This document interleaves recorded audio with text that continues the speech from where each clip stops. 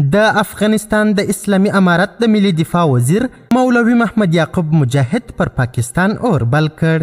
ملا یعقوب د پاکستان پر ضد چین ته د دوستۍ لاس ورکړ او چین بیا ملا یعقوب ته د هر ډول همکارۍ ډاډ ورکړ.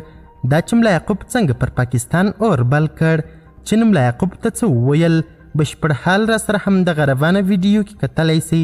سلامونه قدرمنو لیدونکو، مشال پریس یوټیوب چینل ته مو هرکلی کوم.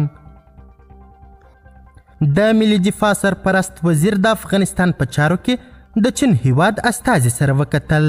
د ملي دفاع سرپرست وزیر مولوي محمد یعقوب مجاهد نن د افغانستان لپاره د چین ولسي جمهوریت استازی یوشیا یونګ سره په خپل کاري دفتر کې وکتل.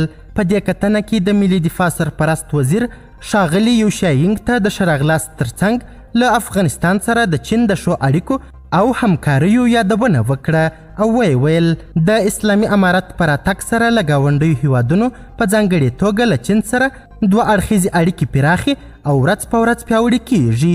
دغه راز ښاغلي یوشیا یونګ په افغانستان کې د بشپړ امنیت او ثبات د ټینګښت په اړه خوشبیني څرګنده کړه. په اقتصادي او سوداګریزو برخو کې د افغانستان له خلکو سره د چین د ولسي جمهوریت د مرستو او همکاریو پر دوام ټینګار وکړ. په پای کې دواړو لوریو د دواړو ګاونډیو هیوادونو ترمنځ د اړیکو پر دوام او لا پراختیا ټینګار وکړ. قدرمنو لیدونکو، د ویډیو له کتلو مو نړۍ مننه.